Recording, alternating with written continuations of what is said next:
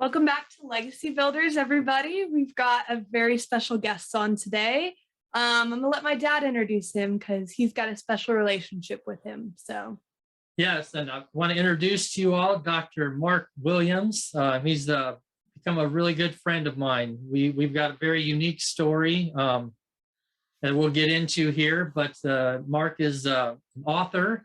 I got his book here. He wrote a book called When a Man Worships. We'll talk about that a little bit later. And singer, great vocalist, and we've heard many of his worship music. I've listened to that. And has a great practice, your ENT, ear, nose, throat practice. I guess you can help me on how long you've been in that and in the Nashville area. But and then actually he has music videos out there that we'll talk about here a little bit later. But just a man of many talents, man of great influence. Mark, you can help me out with you're labeled as one of the top 40 influential men in a recent magazine publication. And so I'm just honored to call you friend. I'm honored to have you on this podcast, and thank you for taking time out to share with our audience and talk about relationships at a different level. So welcome, Mark. Thank you very much. Well, thank you very much for having me on the show. It's an honor to be here. It's so nice to meet your daughter by Zoom as well. So it's good to be with both of you. I'm looking forward to diving in and talking about the wonderful things and the joys of exploring friendships and developing those as well. But by the way, I'm an otolaryngologist. Otorhinolaryngologist is what they actually is the formal name for it. Oto, ear, rhino, nose, larynx, or laryngologist, the throat. That's a mouthful. It is. I like ENT. Yeah, ENT's a lot faster. Yes.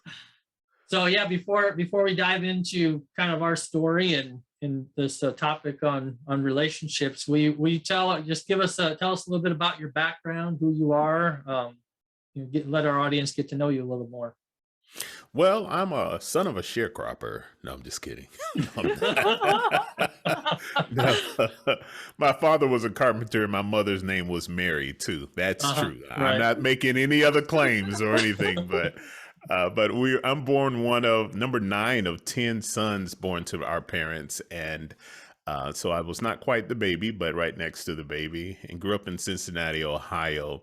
And I'm not even sure if you knew this, but I went to medical school in Cincinnati, but it didn't start off that way. I actually had hoped to become a forensic pathologist many years. I don't know if you remember the show Quincy MD. He was a medical examiner, and he was a childhood hero of mine from the television show. And I thought that I would become a forensic pathologist. And at the age of 19, my father died and brother died in a boating accident.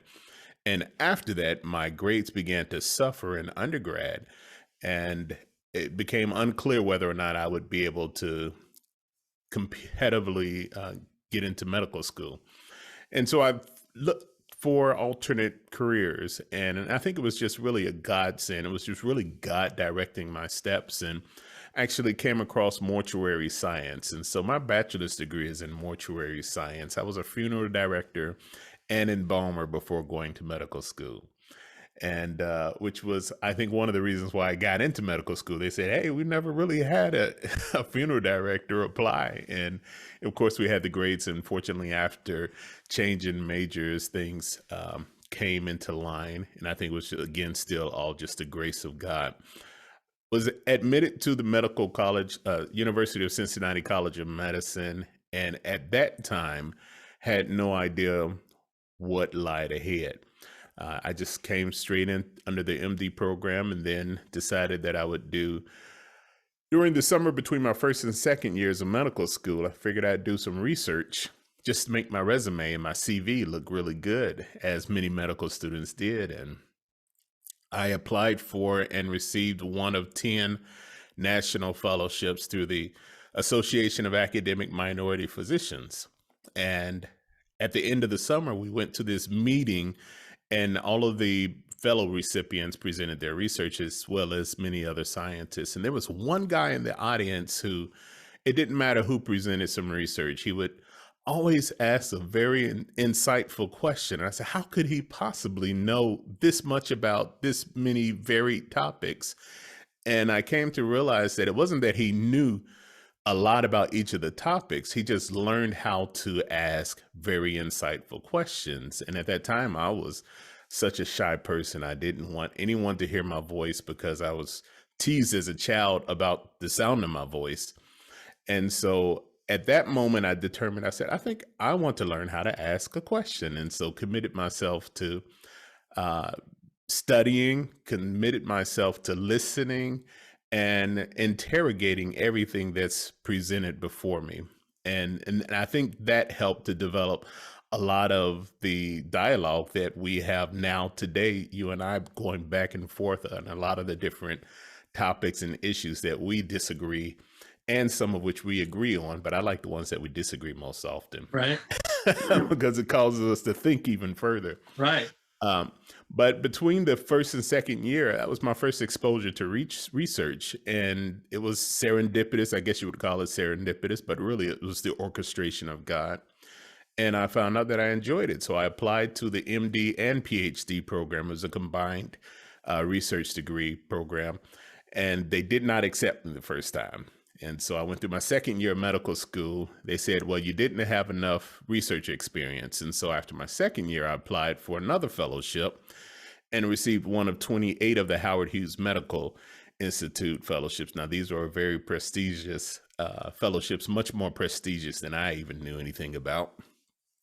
But of course, the people who were in charge of admission, they knew everything about it. And so second time around, they quickly accepted me into the program. And so I did my MD and a PhD. My PhD is in pharmacology and cell biophysics. And I graduated there and did my residency in otolaryngology. And then decided that I really wanted to be around and treat singers with voice issues because I learned how important the voice was, particularly not just on a social level or on a professional level, but even on a spiritual level. And I wanted to be able to educate people on how to care for this instrument. And Nashville presented a wonderful opportunity for me to connect with the music industry as well as pursue my own musical pursuits. And that brought me to Nashville, Tennessee, now 14 years ago. And I started my own practice, and that's where I am today, practicing as an otolaryngologist in Nashville, Tennessee, and recording music when I can and healing singers when I find them with broken voices. Very nice. Yeah, that's an amazing background. Wow. And I definitely want to dive into some of those things that you said and mentioned there. But I think first, let's talk about like your guys' story, how you guys met, because the whole topic and theme of this episode is friendship. And so, Dad, if you want to start and just kind of tell your story, and then Dr. Mark will have you talk about that as well. Yeah, so I'd say I'd even add on to the topic of the episode, and kind of the theme is how do we develop friendships with people we don't necessarily agree with or see eye to eye with on certain things. So, and I don't know if you remember this, Dr. Mark, but our relationship got started on Facebook, really, and I had met some new friends at a church. I had moved to Nashville about four and a half years ago. And one of the church I was attending, which Dr. Mark had attended prior to me getting there. So I didn't really get to know him at the time. But some of the people that I had become friends with were having dialogue on Facebook. I became Facebook friends and with them. And I saw this Mark Williams arguing with these people. And they didn't really know how to argue back. And so I kind of buffered. I was like, let me just get in there and kind of take away some of the heat and draw it upon myself and let's start some conversation. And so we started going back and forth and with conversation and on many different, most of them political topics, political, racial topics. But at one point, I had, I don't even know, I might have messenger private messaged you and just invited him out to lunch and said, hey, I would just love to just get to know, just to meet you. And I had this idea. I don't know if it was a God idea or not, but I was like, we should talk about this diversity and these different viewpoints, maybe on a podcast or, and Dr. Mark has was it bi-weekly? You have it's every Saturday, every Saturday. So he has a weekly, I don't know if is it considered a podcast or, it is also a podcast. We air it live on Facebook Live, but then we also upload the audio for a podcast, and it actually airs on Star Radio as well. So so he has a weekly broadcast that he talks about, issues and things pertinent to what's going on, and so we had just gotten together and had lunch and kind of started off now you're putting a face to the Facebook dialogue, right? So I don't know. I just felt like there was a connection, and we just continued to Facebook back and forth and have our debates and discussions. But something interesting happened that we'll get into a little bit more. I'll let Mark kind of respond to our initial meeting, and something special happened, and we started to get understanding, or at least for me. We'd have phone conversations and just private conversations, and I just wanted to get to know from his perspective why he thought differently, and kind of vice versa. But what do you remember about us first meeting, Mark? I remember exactly that. And so the church that we attended, I used to attend. I was a worship leader, and I also was an elder at that church and had been there for many years. And it happened right around the time of 2016, where there was a lot of contention about the election, and there was a lot of anger about people who had either, if you supported Donald Trump, you were racist, or if you were supporting Hillary Clinton, you were a baby killer. It was all of this type of tension and drama building up around the election, and even infiltrated into the church. And I remember specifically one Sunday morning, the Sunday after the election, there was a song that we sang, and it was called "The Victory Belongs to Jesus." And that's actually on YouTube. And I had to go back several weeks ago, and it just popped up again. And I said, I want to listen to that again. And unfortunately, it was really the message that was delivered around that time was still appropriate for today. And that was that at the end of the election, there were some people who suffered great victories. Suffered a great loss, and other people enjoyed a great victory. But the reality of it was that no matter where we stood on the political spectrum, the one that lost was the church, because of the division that had entered into or crept into the church because of people's political beliefs.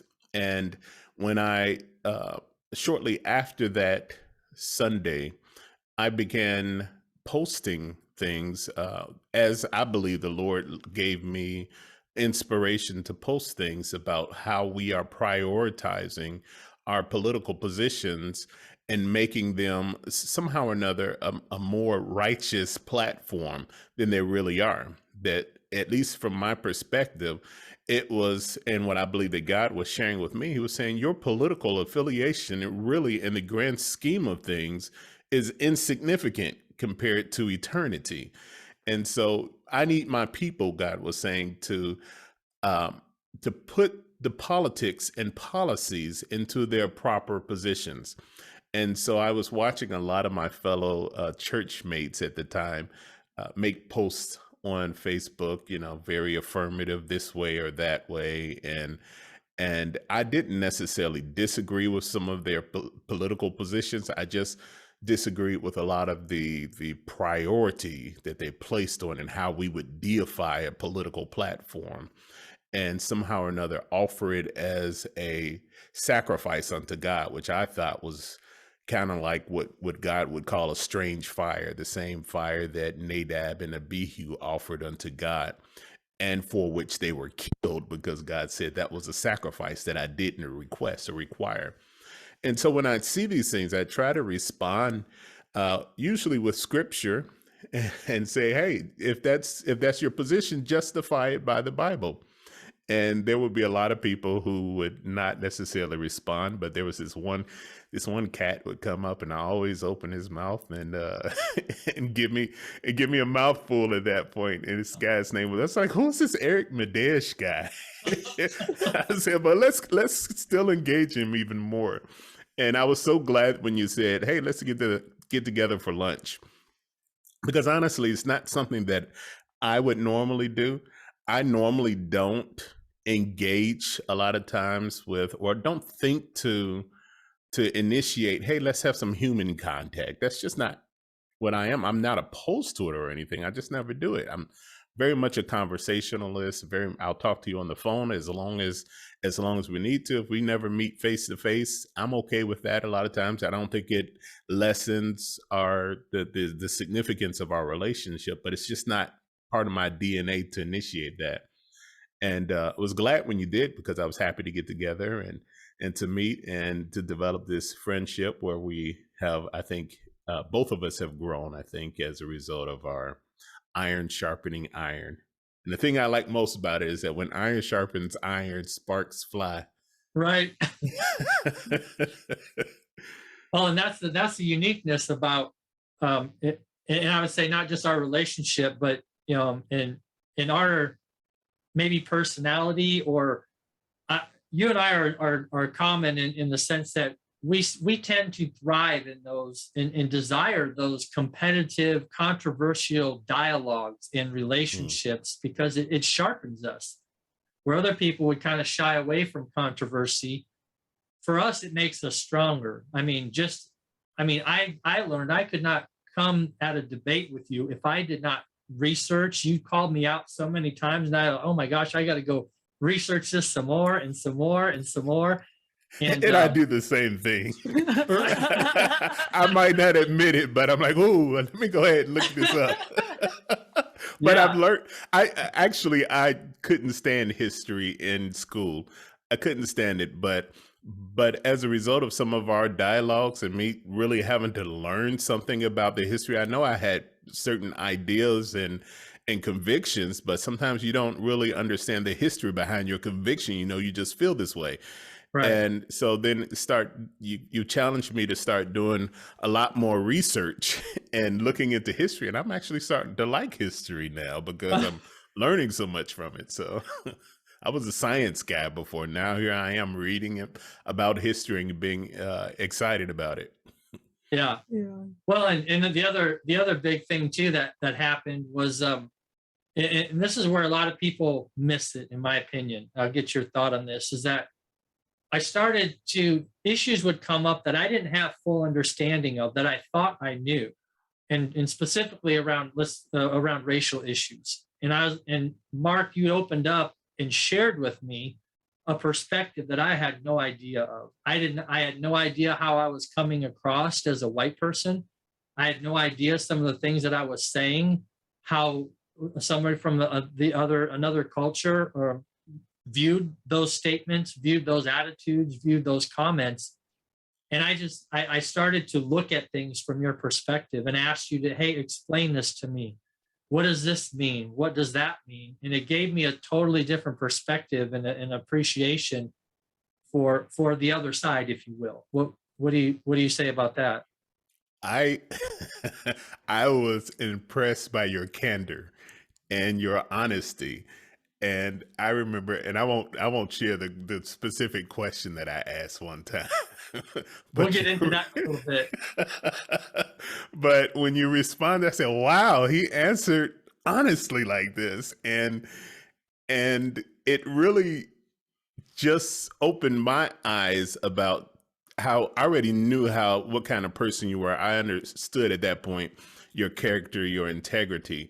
But it was just a matter of not perceiving things and being exposed in a totally different environment. And our experience shapes our perceptions of current events. And if we never really allow the other person to be honest and open about their perceptions and their beliefs, because they're fearful of being ostracized or castigated because of something that they believe, they hold on to that belief, and they go to their grave never having grown because of that, because they never have an opportunity to explore that.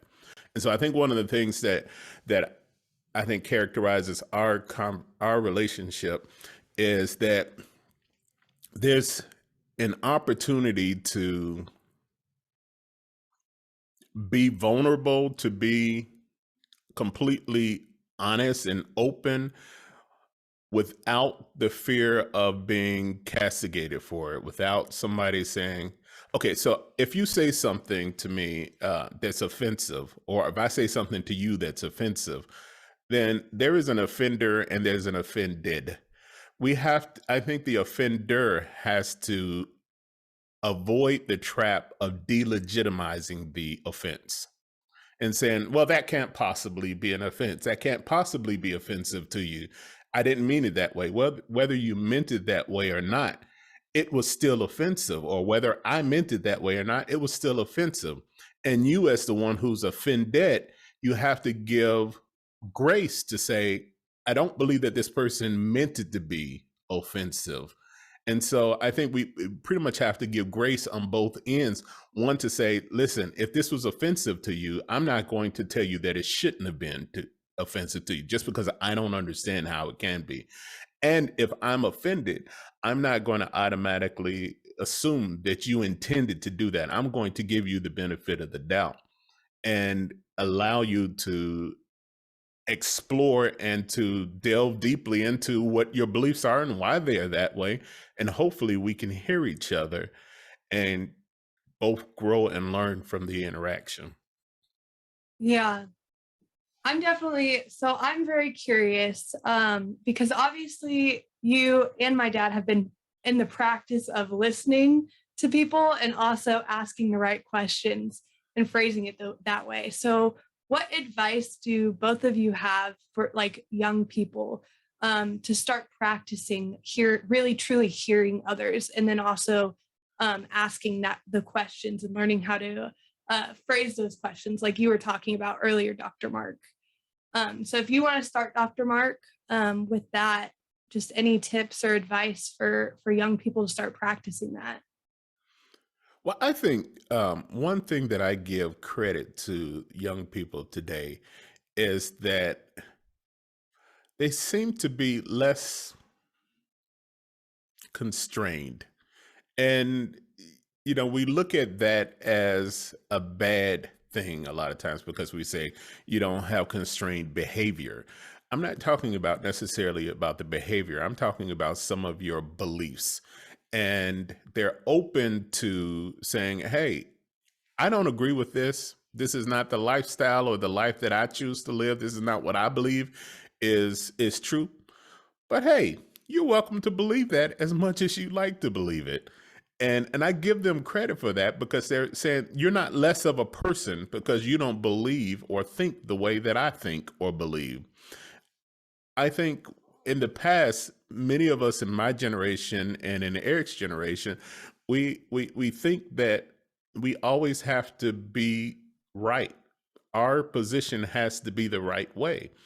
And I think young people have cornered the market of saying there may be multiple right ways. And when I'm saying that, I'm just hearing a whole bunch of Christians just like, oh my God, no, no, no, there's only one right way. We're not talking about beliefs and salvation or anything like that. But, and even if we were talking about your belief or your salvation, I'm learning from some of the younger children to say, hey, listen, I understand that Christianity and my belief in Christ is the way for me to get to heaven. I'm not going to insist that that's the way for you to get to heaven. That's not my place.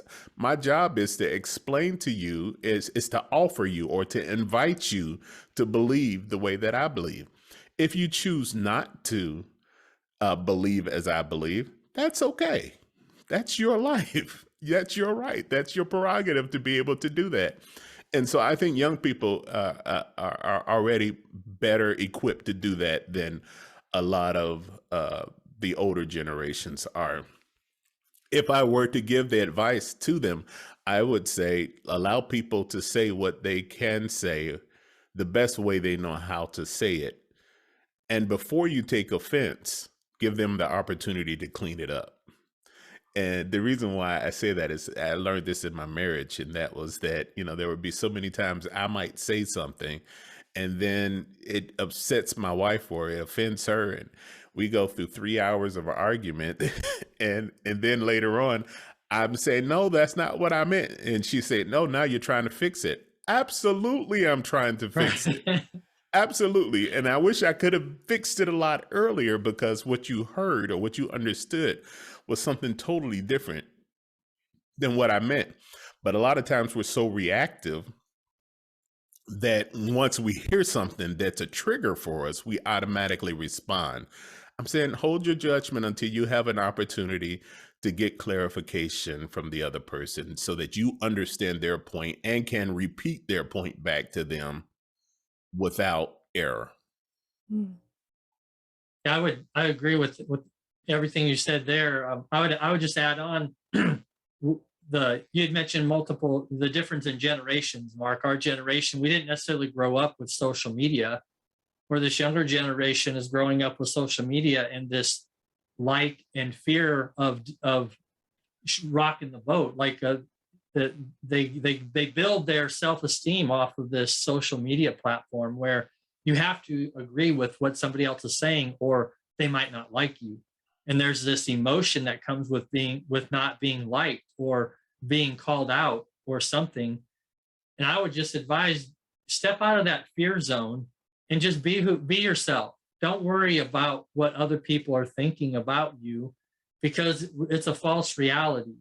Just reach out and, like Mark said, gain understanding. I mean, do you think I wasn't afraid to reach out to Dr. Mark and ask for a lunch appointment? Yeah, I was nervous. There was a fear involved, but look what happens when you reach over that fear and you take a chance. You get to know somebody special, and you get to know their perspective. You get to learn and to grow. And who knows where our Mark and I's relationship is going to take us. I mean, all for overcoming a fear of not, what are people going to say? What are people going to think? And that fear is real. That emotion is real, and you have to overcome that. Just don't let the fear in social media consume your viewpoint or trying to become friends with other people. Yeah. I think you also have to begin to know the limits of the other person's tolerability. Eric and I throw some jabs at each other. We do. We throw some hard public jabs. We grew in that relationship. We didn't necessarily throw those public jabs right away, but we would talk, and then all of a sudden people are witnessing our, was it banter? Is that a good word? Banter. Yeah. People are witnessing our banter, and they're like, oh my gosh, they're about to throw down here. We're like, oh no, sorry guys, we've kind of grown into this, and we have to let people know, hey, we're good. Mark and I are good, but I do appreciate, and one thing I appreciate about you, Mark, and you don't let it get personal. Now, I wouldn't say you don't let it get personal. You don't respond and attack a person's character. You don't attack them personally. And I see a lot of Facebook going back and forth where almost the immediate response or reaction is to attack a person right away in their person and their character. And you don't do that. And that's what I appreciated about you. And I knew that you were different in that. And there would be times where in our banter, it did maybe get personal. And I would kind of recognize that and be like, hey, Mark, I apologize if I crossed the line and made it personal. It was not my intent. And I did not mean to offend you or make it personal. And we would make it right. Yeah, once or twice we probably both got kind of personal at some point. But the thing is, this is how you build endurance. If you don't, I guess I look at it this, when a boxer is training, a boxer will sometimes sit up like this and just have another person just take jabs at their abdomen. Why? Because they're learning to take those types of blows. They're learning to take those types of jabs. And I think as Christians, we need to really learn how to take a jab, because we've gotten far too weak as Christians, and we will be ill prepared for the time when persecution actually really comes. Right. If you really walk around and you hold your feelings, on your sleeve. I know in today's society, we're supposed to say you're supposed to avoid offense as much as possible, but I think that really makes us weak as Christians. The Bible says it's impossible that offenses would not come. Of course, it says, but woe to whom by whom they come. It's better that a millstone be tied around their neck and they cast into the sea than to offend one of these. But the point is that we are going to be offended. The question is how do you respond to that offense? And I think that um, one of our key lessons as Christians is to learn how to show forth the praises of God. In 1 Peter 2:9, it says, we're a chosen generation, a royal priesthood, a holy nation, that we should show forth the praises of God who have called us out of darkness into his marvelous light. And that word praises in that instance is from the Greek word arete, which means courage, virtue, and excellence. And the one that I like to focus on is really courage. Courage, displaying courage when you are persecuted and you are attacked unjustly. Later on in that scripture, it goes on to give examples of what that really means. It means that even, when you are persecuted for no cause of your own, then God is glorified in that. And he said, but what glory is it in there when you are persecuted for having done wrong? The glory comes when you're persecuted when you haven't done wrong. And I don't think, Eric, you've been one of the people who have immediately run and done the personal attacks and just flat. I've been called a racist so many times on Facebook. I can't tell you how many times by some of our mutual friends who we've actually gone to church with. And but I'm saying, but the mere fact that I even talk openly about race makes me racist in some people's mind, because they're so uncomfortable with dealing with topics that are challenging to them. They don't have the courage to open their mouths and have an open dialogue about really difficult and sensitive matters. And I think when you and I go forth like that, we show forth what I think is the praises of God, the courage of God, to be able to deal with the blows that come, but also to be able to confront the issues that are threatening to most people. Yeah, that's so good. So how do you build this courage muscle? Like, what would you suggest on building? Do we go argue with everybody on Facebook? Like, what? How do people get out of their own way of the personal defense because they're hurt or uncomfortable, and really push through and build that courage? Wow, that's a very good question. Um, Here's the deal. I mentioned earlier that I was so afraid to speak for most of my life, most of my young childhood life. I'm a senior in high school, and I was afraid to raise my hand and ask to be excused to go to the restroom. So that's how fearful I was. And it carried on through college and through medical school. But in medical school, I remember saying, you must force yourself to move beyond this, beyond your fear, and force yourself to do something that is uncomfortable. And then once you've done that, you start realizing, well, maybe, I lived through this. I thought that this thing would totally kill me. The fact that people are hearing my voice, I thought I would be destroyed by it. But I survived. And I think that just taking one step at a time and finding your sparring partner, I think it's good at some point to have a sparring partner, somebody who's close to you, somebody who you trust, has the integrity to tell you the truth, and who's willing to be vulnerable and open and honest with you as well. And just allow them to be able to share. One of the things my former pastor used to say, he said, he talked about how Jesus asked his disciples, who do men say that I am? And then they responded, but then he said, well, who do you say that I am? And that's a whole different situation. I mean, that takes a certain level of courage for you to be vulnerable enough to ask somebody, who do you say that I am? Who do other people say that I am? Because there are people who have images of you who don't know you. But then you also want to know, what do you think other people are saying about me? People who don't know me, who do they say that I am? What do they say about me?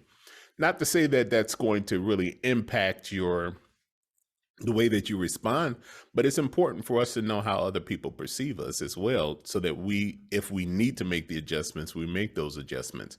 But then we don't place a whole lot of stock in the fact that what people who don't know anything about us think about us. Yeah. But those people who are close to us, who you can trust in, and they say, so who do you say that I am? Is it lining up with what other people say, or is there something that, or is there a difference? In the case of Jesus, there were people who thought he was all kinds of things, but their impression of him was wrong. But those people who were close to him knew him the most. And I think those people who are close to us, if we allow ourselves to be vulnerable to them, to say, what do you see about me? What are my strengths? What do you see as my strengths? What do you see as my weaknesses? And if you could change one thing about me, what would that be? And a lot of people probably won't be courageous enough to tell you what your biggest flaw is. No, you're perfect. That's what everybody wants to do. But no, I know I'm not perfect. So tell me, what's the thing that bothers you the most about me? And I think that's an easy way to start, is to say, hey, what bothers me most about you? I mean, what bothers you most about me? And be willing to hear it. You're not perfect. I'm not perfect. And we never will be perfect until after Jesus comes and we're all raptured up with him. So we might as well accept that we have some imperfections and be willing to hear those things. I like that. That kind of summed up kind of what I was thinking. Madison, sometimes she gets tired of hearing me say this, where she'll always ask me these, well, how do you do this? And how do you do this? And I'll say, well, it's not about how, it's about why. Why would you do this? And why would Eric risk reaching out to Dr. Mark, except to better himself, except to, hey, here's a guy who will tell me my flaws. He will confront me. He will tell me the truth. And I can grow from this, and somebody that I can spar with to become better. We have there's not everybody strives after this. And that's why, I don't know, call it intuition. Mark, I think we've been around long enough where we can figure out this is a relationship or a person that we can work to better ourselves and to grow with each other, where we can't have these dialogues with everybody because everybody isn't interested in growing. And as I learn more about Mark and see things from his perspective, which most people aren't willing to do, they want you to see things from their perspective. They want to be right. They want you to come to their side. But no, we got to learn, if we're ever going to bridge that gap, if we're going to become united, we have to learn about each other. We have to be able to be vulnerable. We have to be able to concede certain things. It doesn't make us wrong. It doesn't make us weak, but it happens in marriage all the time, or not all the time, but the ones that succeed, they learn how to grow together, right? And they learn how to sacrifice certain opinions or stuff for the betterment of the family unit. But I'll say it, like this, because I'm in real estate. I build houses. And so Mark and I got to a point in our relationship where I felt comfortable bringing Mark an opportunity that maybe we could work on in real estate. And at the time, he not to get into his personal stuff, but he had investments already going, and the timing wasn't right. But he said, hey, why don't you call this guy? He might be able to help you. And so part of what we do on this podcast too is we bring on, we want to talk about things that impact our legacy, Madison and I's legacy. And Mark, that contact that you gave us has totally opened a door to something that's going to totally change the course of our family's legacy. And I thank you for that. Thank you for trusting and building that relationship with me, because that one contact, I can't get into it all right now, but I will just disclose that later when things really transpire. But that's the why. We don't know what God has in store for us when you reach out to a friendship on the other side. And I can only hope that I've been able to impact your life. And I'll even say it this way, that you asked me to be part of a music video, and I and when you asked me to do that, I said, you know what, I'll do it because it's important to you. Where I normally probably would not have done that, but because of the relationship that we were developing, and I took some crap on my side for doing that, but it was important to you. It wasn't because you Mhm. gave me this contact. This is way before that contact ever Mhm. transpired. But Yeah. do you remember? I remember your response vividly. Yeah, tell us about that. I recorded a song called "I Can't Breathe," and In the this. heat of the moment when we're going through nationally a campaign of "I Can't Breathe," so just to set the tone for this. So yeah, go ahead. Yeah, so it's one of those songs. It's a little bit. The lyrics are a bit provocative, and I'm not sure if you had the song before in advance or not. But I asked Eric to participate in the video, and his first response, he said, "As long as you don't ask me Well, to put hold my." on. Well, before I said, "Well, what do you have in mind?" And you was Oh. like, "Well, I want you to be a policeman in the video." I'm like, "Okay, then now go ahead." He said, "As long as you don't ask me to put my knee on somebody's neck." I said, "It won't be that provocative," but like, okay, we're good then. I'll be a police officer. But the thing that I loved about this is that this was a music video that actually, when I posted this video, you'd be surprised. Maybe you won't be surprised, but I was surprised at just how many people had very vile things to say about it. And the reality of it is that they were all white. It was white people were posting really horrible things about the video, and black people were just phenomenal. I mean, we're like, wow, that is so profound. That is deep. That's the message right there. Um, but one of the things that I liked most about this video was that there were a couple of people. There was another gentleman that I met from aspiring on Facebook with, and Eric has met him actually, I guess, through some of this as well.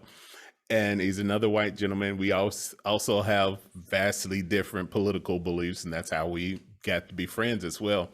We got together for lunch at one time too, and he's turns out that he's a filmmaker. And I said, you know what? I would really love for you to shoot this video for me. And so he got involved in it. Eric got involved in it. I think the guy who produced the music video, we don't really talk politics or anything, but we're good friends. But I know his political views are a lot different than mine. And he actually produced the music and did a phenomenal job. The guy who mixed the CD, it's another guy, another friend of mine who I know's political views are a lot different than mine. And he actually mixed it for me. And the guy who mastered it, I barely know him, so I just sent it off. I don't know what his positions are. But the reality of it was that there are some things that have to transcend our political positions and our differences and issues of humanity. I don't know if it was the drive behind the humanity of seeing when something that is inhumane or that's unjust, that we lay down our differences and we can come together to unite for a better cause, for a common good cause. And so I appreciated that probably more than any other music video that I've created, was just because of the collaborations that I had with people who are so vastly different from me, that we found some common ground and got to put together a piece that probably is the piece that I'm most proud of all of my musical assemblies, I guess, or compositions. So I do appreciate you coming in. You played that cop very well, by the way. Yeah, thanks. It was a lot of fun, and I mean, for those that I can't believe how much negativity it got. But I mean, if you watch the whole thing and see the message all the way to the end, I mean, it's a message. It's a video of uniting. Yeah. It's not a vision of dividing. And we need people just to relax and take a break and start building those relationships. And you said the key point is you got to get to the end of it, though. So many of us get triggered so far at the beginning, you can't even get a word out of somebody's mouth before they're triggered. Let me get to the end of the story before you make your judgment. Yeah, and they don't even, I mean, just the title alone, they've made a judgment of the song, right? And so, I mean, they didn't even watch the whole video. Just watch the whole video.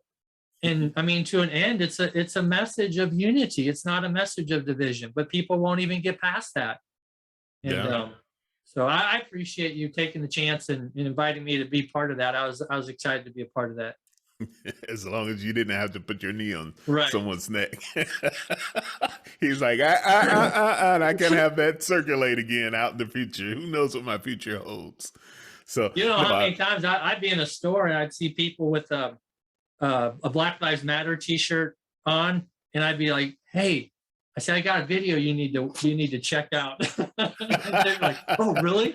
You know, and I do that on purpose because here it is, a white guy going up to, black guy wearing Black Lives Matter. I mean, you already, know there could be potential. I say, "Hey, man, I love your shirt. You want to check out this video." My Dr. Mark Williams, I pull it up on YouTube. I say, "Here, check this out." And then, "Oh man, thanks a lot. Appreciate that." Well, So, I appreciate it as well. I appreciate the promotions. There you go. yeah. But yeah, that's probably was one of my most proud moments, was to be able to collaborate like that. And I think you can only do that when you seek and demonstrate areas where you can exhibit mutual respect for each other, even when you disagree. And I think that's the key part, is to always maintain some level of respect for each other, a high level of respect for each other, because I think if we didn't have differing views, everybody would walk around the earth thinking exactly like I think, and that would be a boring place. Right. Not that we agree with what you think, but I think when you agree with anybody, I think it would be so boring. If just pick a person. If we all agree with that person, it would be boring. Hmm. And so we weren't created to be like everybody else. We were created with different characters, and yeah. Like But you guys. Sorry, go ahead. Isn't it just like what we do?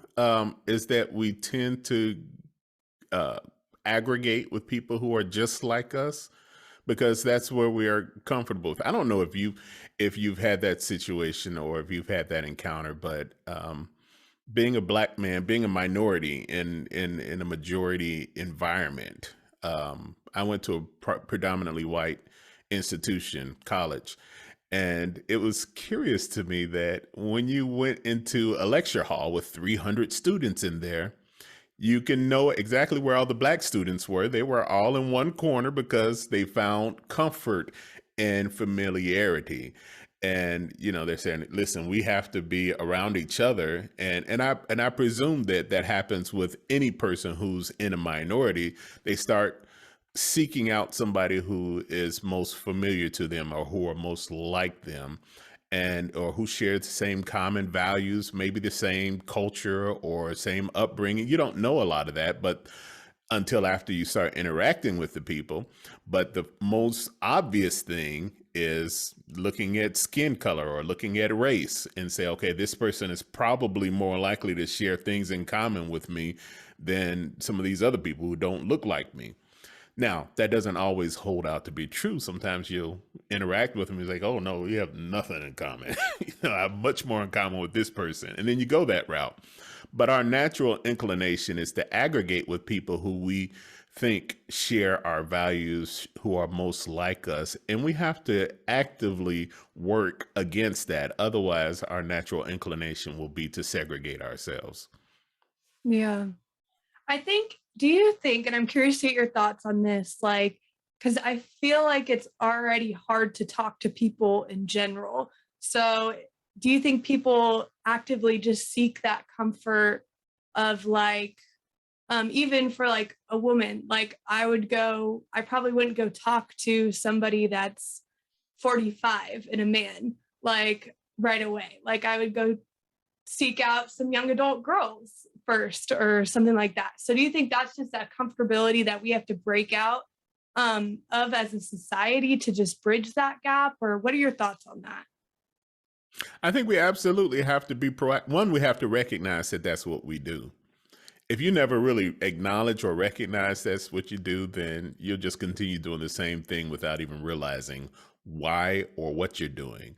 And so I challenge most people to to take a look. If you go into a group of people who you've never met before, where are you going to gravitate? And those may be, even if it's all people of the same race, you start looking for people who probably dress similar to you, or who probably have similar haircuts than you do, as you do.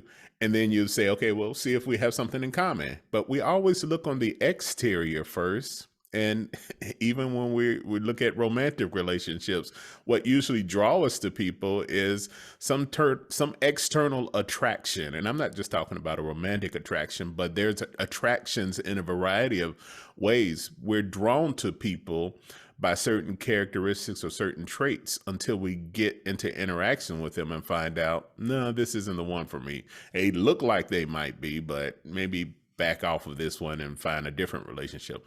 But I would encourage people to just evaluate and interrogate why they are drawn to certain people.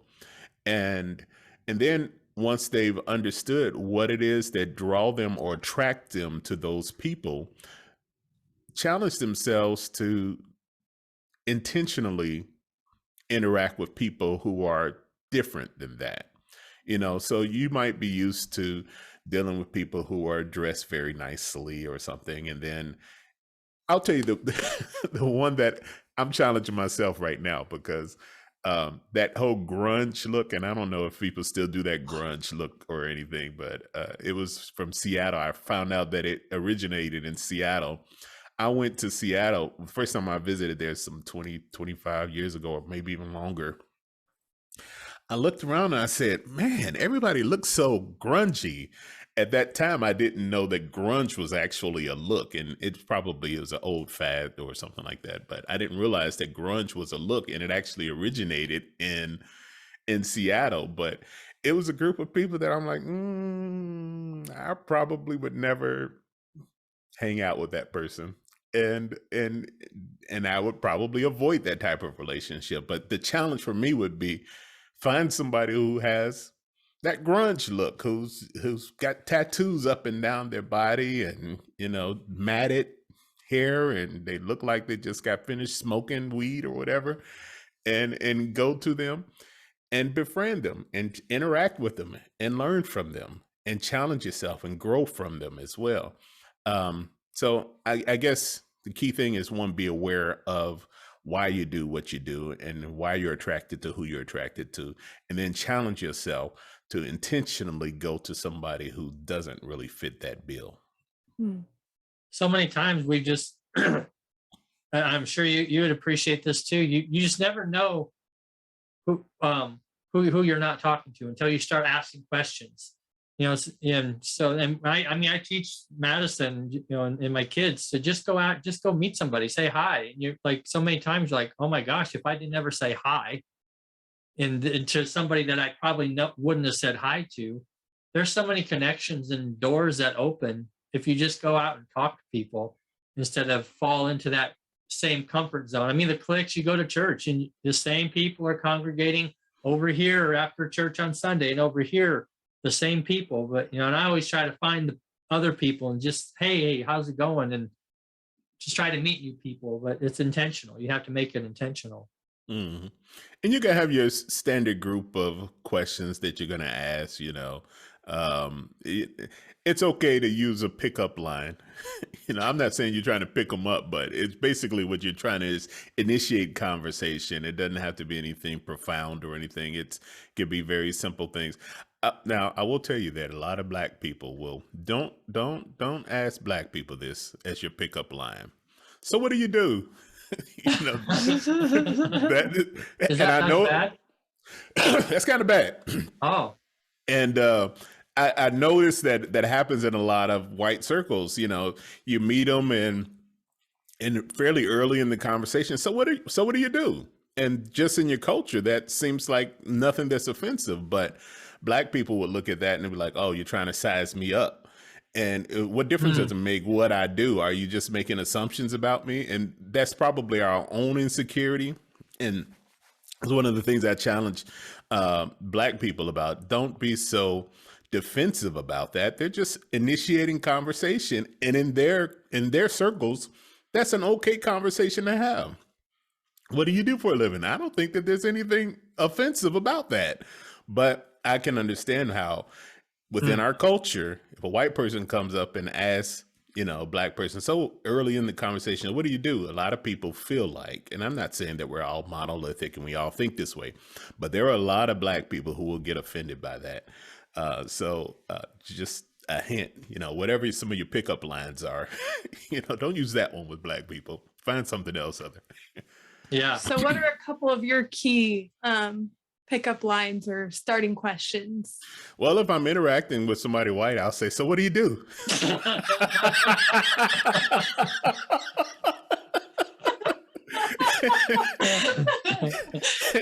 And I find that's an easy one to get along with.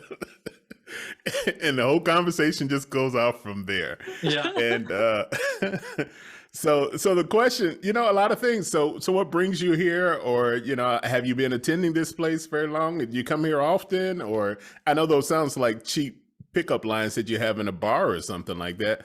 But the reality is, if somebody blows you off when you initiate a conversation, they probably weren't worth having a conversation with in the beginning.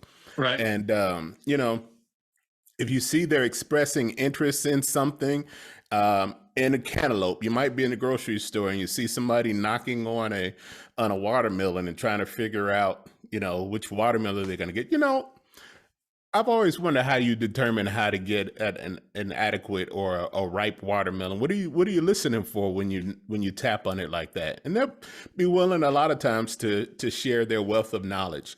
If you ask people to share on something that they're obviously knowledgeable about, they're more than willing to talk about it a lot of times. And or if it's something that they're obviously passionate about, then they like to talk about themselves a lot of times.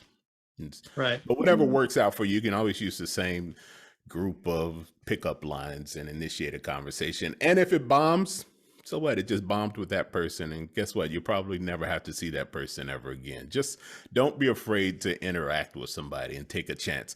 Because when you do, you never know just how your legacy might be altered by it. And I think you were saying just from some strange second, third person interaction, we connect you with this person or that person, and you just never know how that person's connections might change your destiny. It's so good. Well, we've really enjoyed having you on here. We got just a few more minutes. Wondering if you will any last closing thoughts, maybe advice that if there's a broken friendship that, because you've had different viewpoints and a friendship was broken, or, any other advice that you would have on these relationships where we're talking about relationships with people you may not totally agree with. Any closing thoughts or advice that you would give on that? The thing that I'm learning most to say right now is, I don't know. And the reality of it is that none of us really knows. We have a lot of opinions. We have a lot of suspicions, but in the end, we just don't know a lot of times. And to not be afraid of saying, I just don't know the answer to that. I just don't know if that's right. This is what I believe. What you may believe may be totally may prove to be the case in the end, but I just don't know. But the one piece of advice I came up, I do these quotes called Proverbial Doc. And these are little proverbs that, my sons, when they turned 13, when my oldest son turned 13, the Lord told me to start writing down some proverbs for them. Excuse me. And one of those proverbs was that it dealt with marriages. So it says successful marriages, but I can say that successful relationships do exist, but they don't exist because the parties always do everything right. They exist because the parties refuse to give up when the other party does wrong, when the other person does wrong. That's good. And that's the bottom line for any relationship, is that you're never going to do everything right. But are you willing to stick around when that person does something wrong? And are you willing to help them navigate through that wrong without being terminally offended? So good. Very good. Very good. Well, on that note, we'll just Yeah, just thank you for joining us today. So much wisdom on relationships. I feel like I learned so much. So thank you for that. And we will plug just for those who are watching here at the end. Again, Mark has a book. I don't have a CD. I listen to the audios online, but we're just gonna post, if it's all right with you, Mark, where people can find your book, where people can find the infamous YouTube video that we were both a part of, and whatever else that you want us to tag, and just to Your let people. Saturday broadcast. Yeah, your Saturday Yes. broadcast. So we're going to put all that on when we air this, and there'll be links below that you can go and check out Mark and all the stuff that he's working on. So, is there anything else we're missing, like that you would also like to just plug? Well, I will tell you that if you want to follow me on any of my social media, it's at Dr. Mark Will, DrMarkwIll. It's easy to remember. If nobody else will, Dr. Mark Will. That's my website. If nobody else will say it, Dr. Mark Will. But that's drmarkwill.com. So Instagram, Twitter, Facebook, all of those. I've actually just recently got on TikTok, y'all. So wow. Help. I know maybe I'm too old to be on TikTok. I don't know. But we do have the Roundtable Consult. We air every Saturday morning, 10 a.m. Central Standard Time, 11 a.m. Eastern, on Facebook Live. My cousin, who's an attorney, Sonia Madison, she comes on and joins me, and we discuss a variety of topics. No topic is off limit, but we provide both a medical and legal perspective. We both are saved, and so we provide spiritual perspective and/or any other topic that is that a lot of times are taboo to talk about. We like to actually address those things head on. So that's about me in a nutshell. And you can always find me if you need a good ENT doctor. I'm here in Nashville, Tennessee. Look us up. Yeah. Well, again, thank you so much. And thanks for all the listeners who stuck with us this whole time. I trust you've learned some good stuff, or you got some great info here from Dr. Mark, and thank you for staying with us and tuning in. And again, thanks again, Dr. Mark, for being part of our podcast. Yes. Thank you. Thank you guys so much for joining us today on the Legacy Builders podcast. Make sure to subscribe so you are notified when a new episode is posted. Now go out and take your first steps in building your family's legacy.